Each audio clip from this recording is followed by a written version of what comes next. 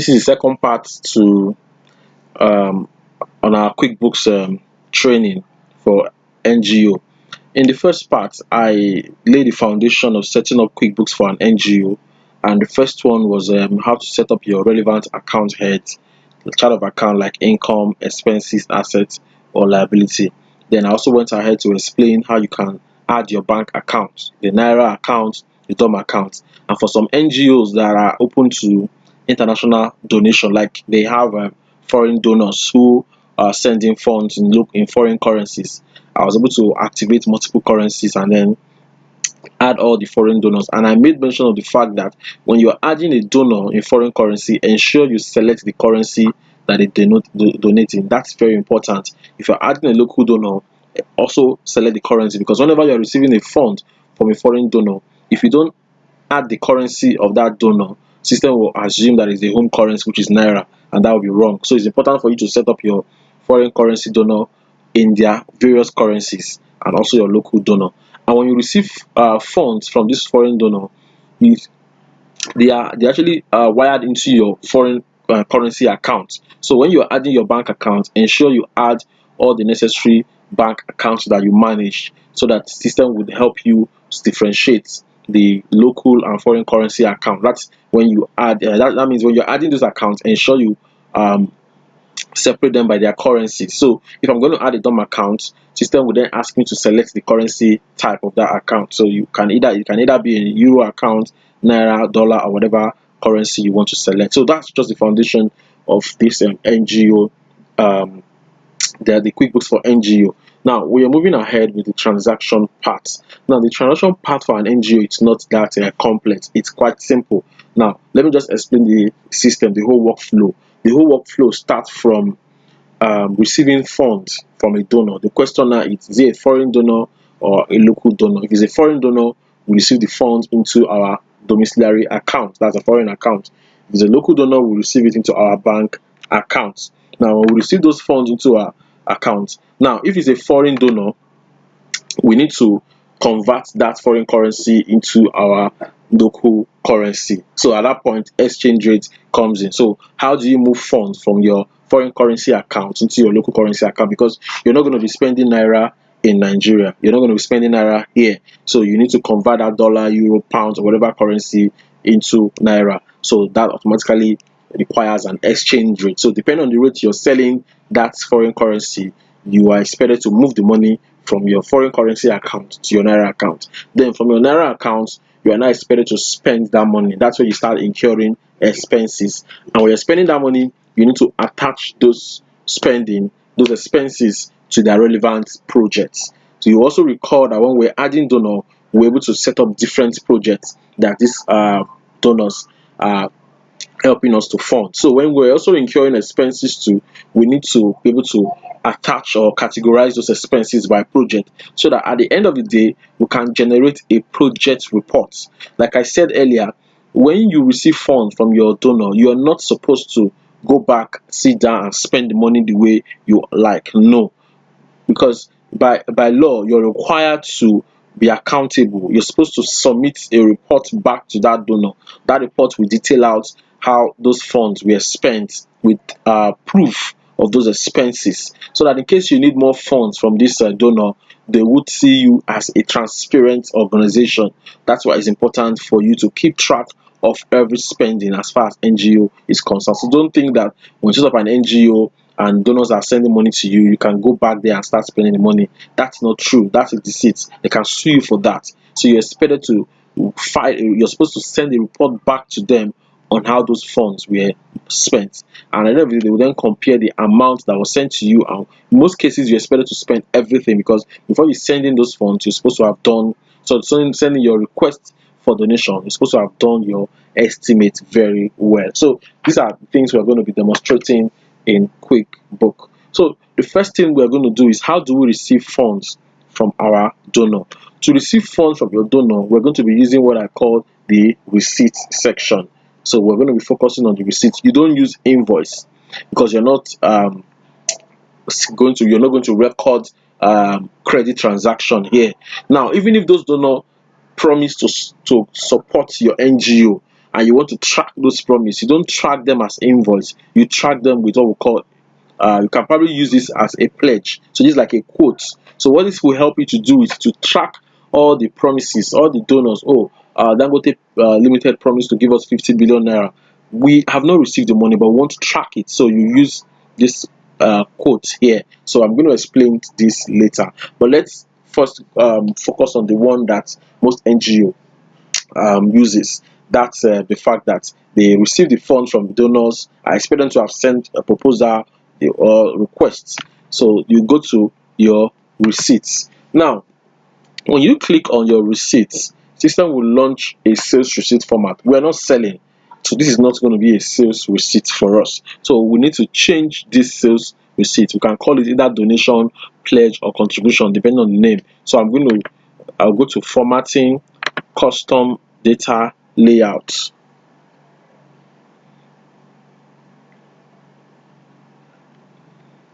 Then under the title, so I can call it donation, or let's just say receipts. Let's just call it receipts or fund receipts. Let's just call it receipt, depending on the name you want to call it. Then this sold to, okay, let's click OK to see what we have done so far. Okay, this is it. Now this sold to here, we're not selling anything, so we want to change this sold to donor. So I'll go back to custom data layouts, and then I'll change this to donor, or it could be received from. Then you click OK. Now if you look at this, you will see screen and print. Now screen and print, this tells us the field you want to appear on screen and the ones you want to appear when you print it. So that's what it means. If I uncheck this, it means that this fund receipt will display on my screen, but if I want to print it, it shouldn't be there. So that's what this means. So whenever I want to preview on print, you can see it here, you won't find it. So when I click here, you can see fund receipts. Okay, let me uncheck here again. You can see it's not there again, fund receipts. So that's what it means. So it means that whenever I print this particular document, depending on whether I check or I didn't check here, this would either appear or not. So this is the date. Now the sales number could be the reference number. So we can call it the reference number of that fund inflow. Check number if it's check, payment method, due date, and every other information you need. I can see this is the project if it's related to a particular project. So we click on OK. So on these column sections too, we can do our customization. I'm referring to this column that we have here. So I can as well check here or uncheck some. So quantity, do I need quantity? I don't need quantity when I'm receiving money. Do I need rates? I don't need rates when I'm receiving money. Okay, so this is fine. Okay, so I'll click on OK. So I have it now. So we are receiving donation. Let's assume we're receiving. Now go back to the setup we did earlier in our first video. I mentioned that when you're adding donor, these are different donor, ensure you select their various currencies, and these are the various currencies here. Now I'm going to demonstrate two inflows here. One will be local donor, second one will be foreign donor. Now I ensure that when you're adding this donor, you select their currency. You can see here. So if I had selected Naira, NGN as IMF, whenever I receive donation and I select IMF, system will assume that is a local donor. Why? Because of the currency. So ensure you select the relevant currency of that donor. Now if I select IMF, system will treat this as a foreign donor. You can see this has changed to USD. If I go back here and I select central bank committee, you can see it has changed to Naira. So currency matters when you're setting up your donor, except the NGO is limited to Nigeria or is limited to that local environment. Then you can get your mind off currency. But as long as you set up foreign and local donor, or you receive funds from both local and foreign donor, you need to activate multiple currencies. Now we have added this. Now there's one thing remaining again. How do we raise funds? How do we make money? That's our source of ink flow as NGO. So we need to add that too. So you go to list, item list. Why it's important is because whenever you are receiving funds, you need to tell the system the sources of that fund. Some could be from donation, some could be for contribution, some could be from grants, depending. So the type will be services. Well, we're not selling anything. So this is donation, and we're mapping it to let's say corporate contribution. You click OK. So if you want to add more, you can add more. You can say grants. So you can add one called grants. So under this we call it grants.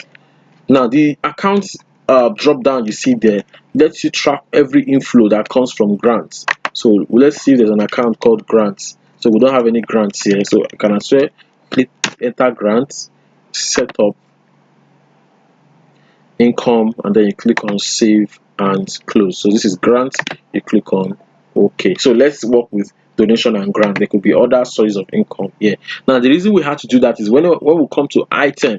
So what are they sending this money for? What's that donation that we just received, or what's that fund? So that fund is a donation. You select, because without this you can't save this transaction. So description could be being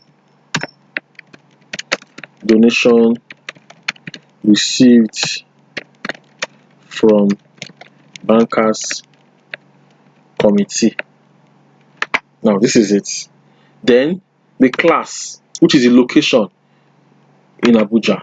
So if it's an NGO that has different branches or coverage in different region, the class helps you to track that. So under the class you select the region, which is Abuja. So we've selected that too. Now because this is not tailored to a particular project, so that's why we're leaving it. But you look at it, most of the times, every fund, every donation that comes from a donor, they are tailored to a particular project, because you can't just receive funds like that without it being channeled to a particular project. If you're going to be sending proposals to a donor, you have to state the project, and you have to state the importance of that project. So that's why we will likely be using a donor with a project. So let's go for Dangote Limited, which is children library. So let's assume this particular fund is related to children's library. So and we are sending, and we are receiving it from Dangote Limited. When you select Dangote Limited, you would be wrong.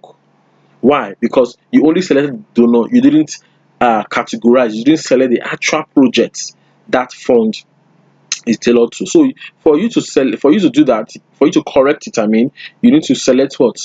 Children library. Now children library is already a project under Dangote, so it doesn't matter if you don't select Dangote, because this is already, so every transaction that passes through this children library is already taken as a Dangote project, or a project under Dangote Limited. So that's why you need to select children library. So we selected children library. Received from, so you can then come here and say received from Dangote Limited. And then you can enter every other information you need. So how much do we receive from them? We received 4 million for 4.5 million naira. So this is what you post. So we just received 4.5 million naira. Now, if there is a document, if there is a receipt, if there is a backup, a source document to back up this claim or this posting, you can as well, you go to home, you select attach file. This attach file helps you to attach a document. Now assuming you have a physical document, like let's assume you run a normal business, like you have a sales receipt, you have invoice, you have check and all that. So QuickBook lets you attach a document to validate every posting, and the other advantage is that it helps you keep your physical document in e-format. So if anything happens, you can't find it again, you can always refer back to this to download or print out. So that's what this attach file is. So you can attach a document to back up this posting. So we've done this posting, we've recorded it. You click save and close. Hold on. Now that we have clicked save and close, the next thing is for us to receive is to record deposits. So we have saved and closed. The next thing is to record deposits. So you go to record deposits, you select the bank. So assuming, okay, this is the money, you always check this when you want to record deposits. You click OK. So you select the bank deposit to, let's say the money was paid into Access Bank. You select Access Bank, you click on save and close. Now in most cases, it doesn't make sense for you to say I have received payment and you are still going to record deposit again. So it makes sense for you to select the bank where the money was paid into at once. So I'm going to combine this record deposit and sales receipt together, because when we receive the money goes into a default account called undeposited funds. Why? Because at the point of receiving this payment here, we didn't select the bank here. So we have to move the money from undeposited funds into the bank. So let's correct that. You go to Edit, Preferences, Payments, Company Preferences. You can see use undeposited fund as a default deposit to account. No, you uncheck, then you click on OK. So let's allow this to be updated.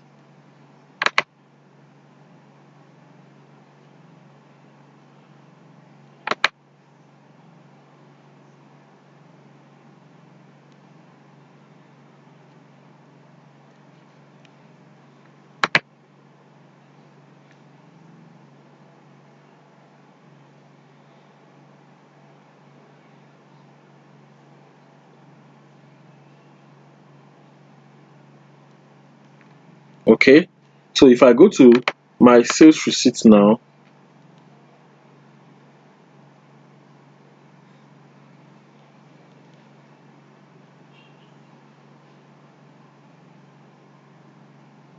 you will notice that on this fund receipt, you can see deposit to. So which means I can as well select the bank where the money was paid into. So that's it's easier for me. So after this, I don't have to go to deposit, record deposit again, because this record deposit feature has now been activated on sales receipt. So this is the first demonstration of fund receipt from a donor. That's a local donor. Now let's go back to the same receipts. This time we receive the money from a foreign donor. So what are we going to do? You go to your donor under your customer. So if it's coming from EU Child Education Program, you select this. The currency automatically changes to euro. You come here, grants. So you can say being grants received from European Union. How much did you receive from European Union? 4,000 US, 4,000 euro. And then let's assume this was in Lagos. I want to separate them so that when we get to report, we appreciate the report very well. Now, the class 2 is in Lagos. Now, where was the money paid into? You can't pay euro into a naira account. You can't pay euro into the dollar account. You can only pay euro into a euro account. So we select First Bank Euro. Now, this is a euro, 4,000 euro. At what rate? As at when we received the money. Let's say euro is 400 naira. So you select 400 naira. You then click on save and close. So we received the euro into a euro account. Now, to be sure of what we have just posted, I will go to my reports,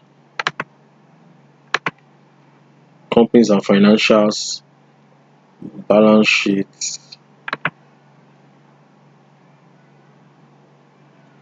So you can see the euro account has been converted to naira. You can see here based on 400 naira exchange rate, and then you can also see what we have here. So all your foreign currency account automatically converted to your home currency based on their exchange rates. So we've received funds from donor. The next thing now is how do we convert the funds from foreign currency account to a local account? To convert the funds from foreign currency account to a local account, you go to banking. Under banking, you select transfer funds.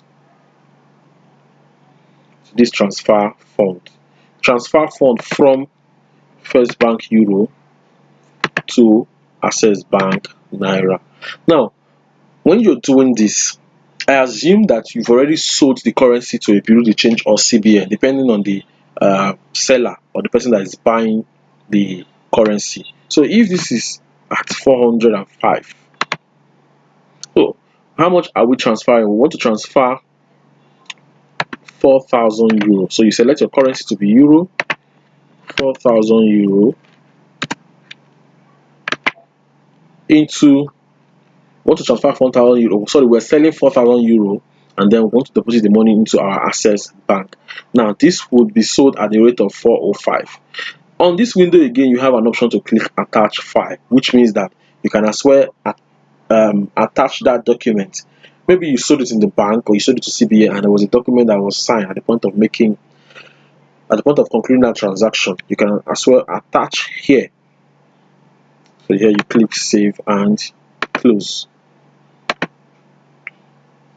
Now if I go to banking, use register, let's check our First Bank Euro.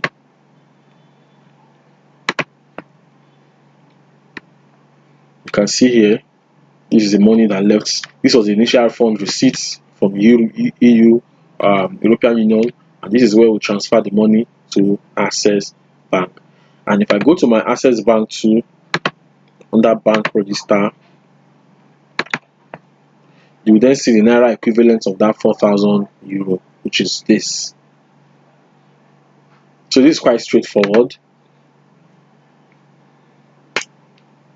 So I think NGO, it's one of the one of the simple organizations you can set up QuickBooks from. For what I've demonstrated here, I don't think there's any complex thing in NGO that we should find difficult to understand. Now we have moved from funds inflow.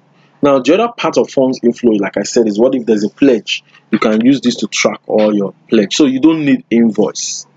For NGO, you don't need an invoice, except the NGO runs a business. Except the NGO has another type of business entirely, maybe a profit-making business that they use to generate funds, and then sometimes they sell to customers. Then that's where you use. So, which means you have to refer to the video on QuickBooks for retail and manufacturing. So, if the NGO owns a profit-making business, maybe they buy and resell, then you have to refer to that video to learn more on how to use invoice. So, but if it's a normal NGO that rely on donor for funding, whatever I'm explaining here, it's enough for you to use. Then the expense side of this QuickBooks, how do you post expenses? Now that depends on whether it is cash or credit expenses. For NGO, you need to also know that expenses is a major part of that of the operation, because everything they do is all about spending. They might receive money once in a year, although it might be huge, but the rest of the year will just be spending on different projects. So when you're recording expenses for an NGO, you need to know whether it's an expenses that has been incurred and not paid for, or a cash expenses. Now, expenses that have been incurred are what we call credit expenses. Okay, let's use an example. We have a project called children library. Now we are building children library. We just hired a contractor to provide textbooks, University Press Limited here. So assuming you want to track all the textbooks, you can add them as an item. You can add the textbook as an item, so that will help you track how those textbooks are being used. So let's try that. You go to item, add new, no, so you're going to use inventory parts. So let me activate inventory part. Edit, preference, item and inventory. Okay, so you click on this. So let's close this.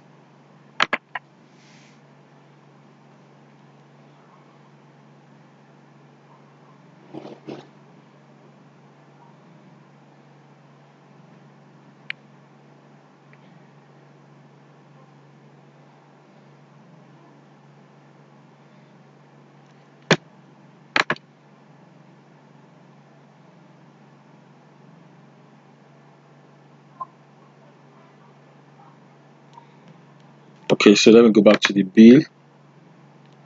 So assuming we received a supply of Macmillan textbook, for instance, from University Express for credit, we didn't pay them. I want to track that too. So you go to item. The reason why we're using bill is because it's a credit transaction. Any expenses that is yet to be paid for, you use bill for that because you're not paying, but you've incurred, you've supplied, is on credit. So you need to track that on your system. So you go to item, you click on new.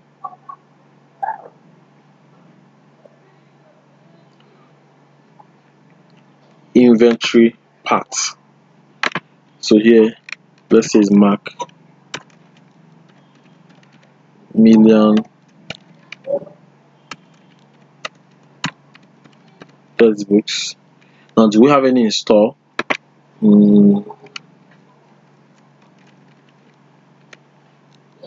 Now, why are we using sale?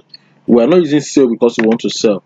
We're only using sale because we want to save that inventory. So that's why.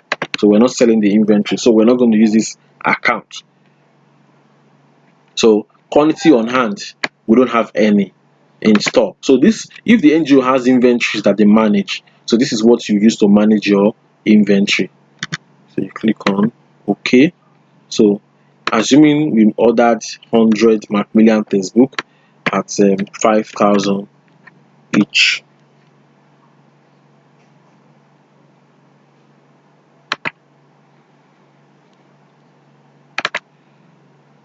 Now the question now is, this Macmillan that we are ordering, in respect of what project?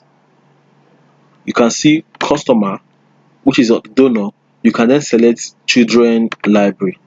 This is where that particular job comes in again. So from the inflow, we'll be able to map the inflow to children library. Now the outflow, which is expenses we are incurring, you also need to map to children library. This is what the system will then use to generate a project report. That means if you want to generate a report on this children library, looking at the inflow and the payment, we can say whether we have excess or deficit. Now the class, which location is that? Abuja. So this will help you to track all the all the expenses that you have incurred. That's why you have amount due. So it's an amount due, you have not paid it. So it's just like saying that you run a business and you receive your goods on credit and you're to pay. You need to record that credit transaction, and this is what you will use.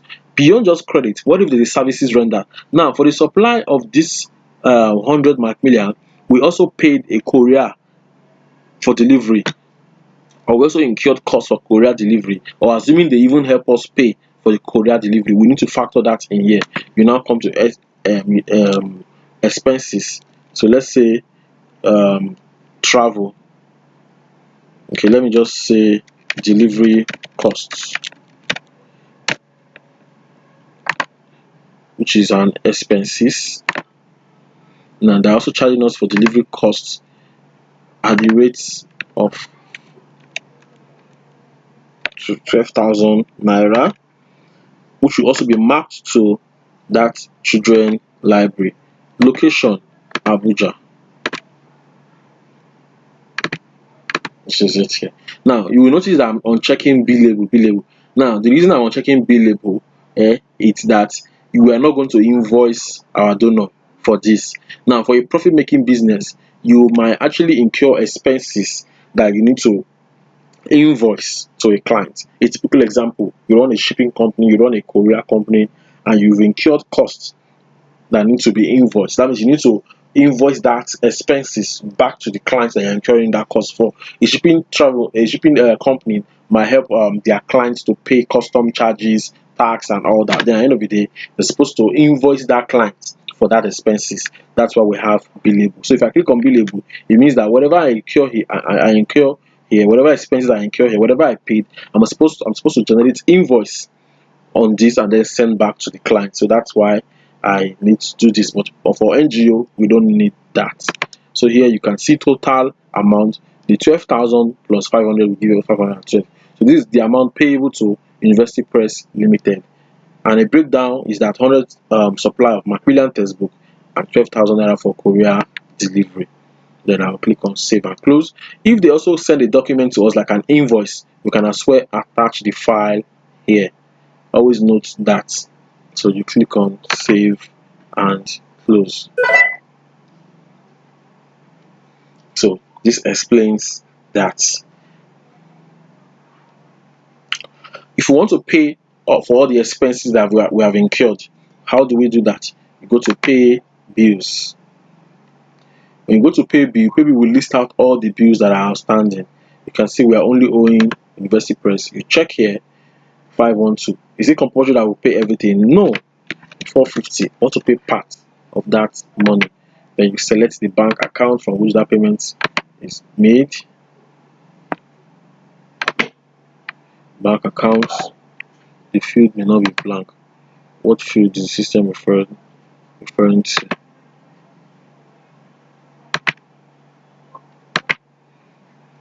Okay.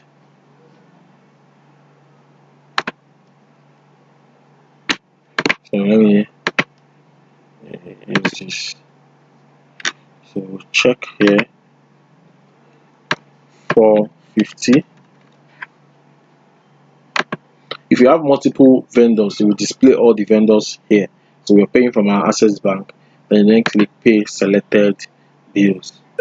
So if I pay selected bills, you click on done. When you go back to pay bills again, it will display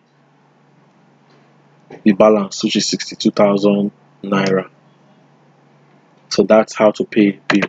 Now, what if it's a cash expenses that we're paying? You go to write check. This is not a credit transaction. We want to pay cash at the point where the service is rendered. So the first thing you select is your what? Your bank account. Pay to the order of. So assuming we're paying Julius Berger, for instance, for maybe whatever service they are rendering or renovation expenses. So you come here. So let's say it's office.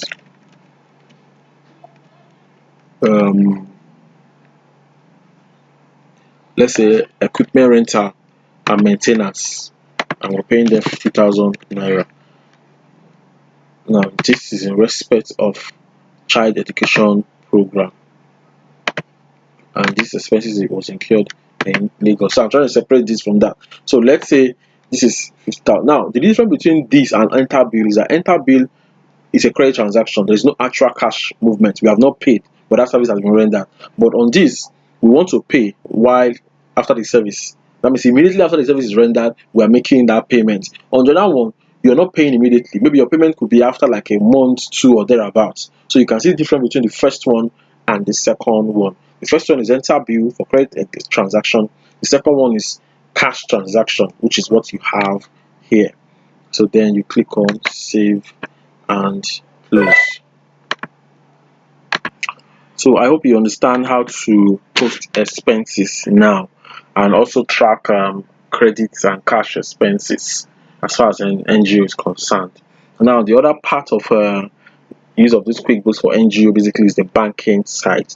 Now because we activated multiple currency, so you need to be able to understand fund transfer, and I've demonstrated how to transfer funds between your local to foreign account. Now the same thing also applies if you want to fund your foreign account with a local bank account. So all you need to do is go to banking, select fund transfer.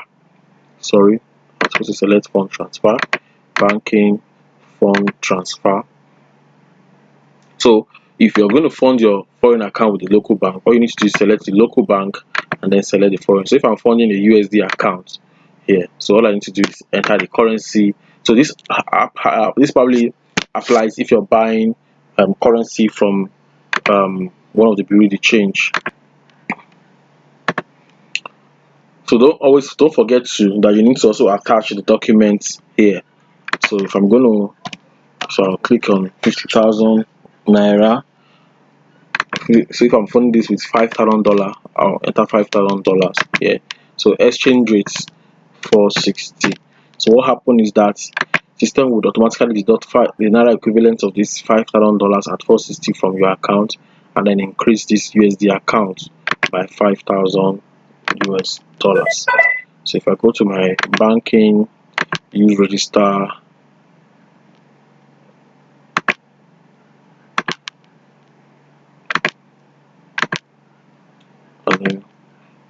First Bank USD. So you can see this is the $5,000 here.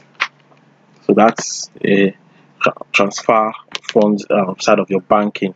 Then the other part of your banking, it's let's look at a report called unrealized gain or loss. Now, because you have a foreign bank account, system will help you to generate a report called realized or unrealized gain.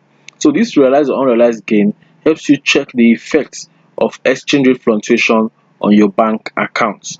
Now, if you open an account, let's assume that you open an account with GTB and you deposited $1,000 in that account, and that $1,000 was you paid 460 naira per dollar, which is like 460,000 naira. Now, if exchange rate increases to 500, it becomes unrealized gain, because if you are to sell that particular dollar at 500, you're going to realize 500,000 naira, which is higher than the 460 earlier paid for that same currency. Now, why is it unrealized? Because it's still subject to the rates, because you have not withdrawn the money from the account. Exchange rate could still go up, or it could come down. So but the moment you sell or you withdraw your money from that account, it moves to realized gain. So unrealized gain or loss helps you track the effect of exchange rate gain or loss, while the realized gain helps you track the actual gain or loss on those accounts. So that's what realized and unrealized gain is. So you need to note that. So if I go to unrealized gain now, system will ask me to update my exchange rate. So if dollar, let's go to 20th of June, and then and dollar euro as of 20th of June is 420, and dollar as of 20th of June is 520, for instance, and I click on continue. You can see here now. So that is how the system checks. So gain or loss. So that's what you see here. So what is the adjusted balance? 152. What's the current balance? 156. What is the adjusted balance? 28. What's the current balance? So this is the effect. So this tells you what the exchange rate gain or loss is on your account. Adjusted balance is 142. The current balance is, so if this is higher than this, that's why you have your gain. If this is lower than this, that's why you have your loss. So that's what unrealized gain or loss does for you. So always check unrealized gain or loss to see the effect of the rates you are updating. Also, as you update your exchange rate under managed currency here, it also updates that unrealized gain or loss account. So take note of that. Now the final part is reconciliation. At the end of the month, you are expected to do your reconciliation. It is very important, because an NGO, you take decision with what you have in your bank account. So if what you have in your bank account doesn't correspond, or is not corresponding with what you have in QuickBooks, you need to ensure that that account is reconciled, or else it might affect decision making. So to reconcile your account, you go to reconcile. Now before you reconcile, ensure you have your bank statement with you, your local bank statement and your foreign currency bank statement. So let's assume we want to reconcile our local bank statement. The same strategy, the same step also applies to all the bank. So I'll use my Access Bank. So the question is, how much do you have in that bank as at the close? So let's say we're reconciling at the end of May. So how much do you have in your bank as at 31st of May? Let's say we have 3 million naira in that account. Then that same account, add all the charges together in that month. It goes to what we call a bank service charge account. So is there any bank service charge account here? There's none. So you type in bank service charge, which is an expenses. Then the class, let's say it's Abuja. Interest earned 15. Every interest earned on that account, if there's any, it goes to an interest income account. So let's just say interest on short term, same Abuja 2. So what have we done here? The actual amount in our bank statement, in our bank account, that's what we entered here, not QuickBooks. We added all the total fees that the bank is charging us, SMS, ATM, and all the relevant fee is an expenses. We also added all the income in that account, if there is any, we entered here. Then you click on continue. So you begin to do your check. Now before you do your check, this is first thing you look at. Our bank is telling us that we have 3 million on dot. QuickBook is saying that we have 6.9 million on dot. So here's the difference. Now before we begin to look for this difference, let's first take into account all the transactions we have in QuickBooks and the bank. Now this is the paid checks and payments. All the payments you have made, these are deposits, all the inflows in the account. So you check this particular amount is in the bank statement. Yes, you tick, you tick, you tick. This amount here is in the bank statement. Yes, you tick. Yes, you tick. Now you look at it that the actual balance we're looking for, the actual difference we're looking for is 7,315,000. Now QuickBook is saying that we have 10.3. Bank is saying we have 7 million. So you have 3 million. So let's assume that this 7 million we actually use it to construct a classroom. Let's, for instance, so we've paid Julius Berger 7,135,900. So you come to banking, write check. You want to write check of 7,315,900. So 7,315,900, and we're paying this money to Julius Berger. And let's say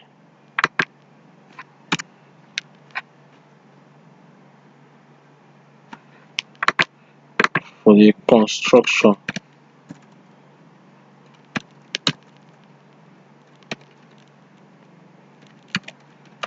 of classroom. You click enter, setup. This is going to be a fixed asset, and then we'll map it to a project called children, let's say child education project. Then you click on save and close. So what we're doing now is that particular expenses, assuming the difference is this 715 and it's in the bank statement but not in QuickBooks. So we've actually posted it in QuickBooks. By the time you check this, you will then see that our bank balance is now 3 million, which is same thing as QuickBook balance. So when you get to this stage where the difference is 0, you can then click on reconcile now. So we've been able to reconcile our bank balance with QuickBooks balance.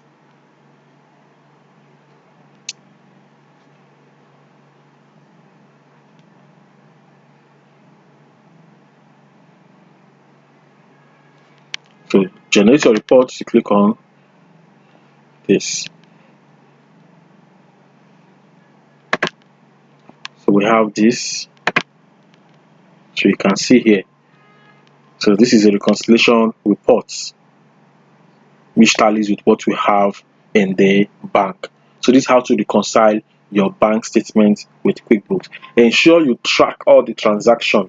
First, check for bank balance, check for bank service charge and interest income. Second, begin to tick all the inflows into the bank that is in QuickBooks. Tick all the outflows in the bank that is also in QuickBooks. Look at what you have in QuickBooks and then begin to tick if they are in the bank. By the time you're through with that, you then check for the difference. Whatever the difference is, post it in QuickBooks and then reconcile the account. The question is, what if the difference is an unpresented check? You've posted it in QuickBooks and the bank is yet to, the person is yet to present it to the bank. Something is nothing you can do about it. All you need to do is, the idea of reconciliation isn't to always bring the difference between your QuickBook balance and your bank balance to 0, but ensure that you're able to trace the difference and know why the both accounts are not reconciling. If it's a major difference, you reconcile it. If it's something that you don't have control over, just like this unpresented check, you can't go to the vendor to collect the check because you're reconciling.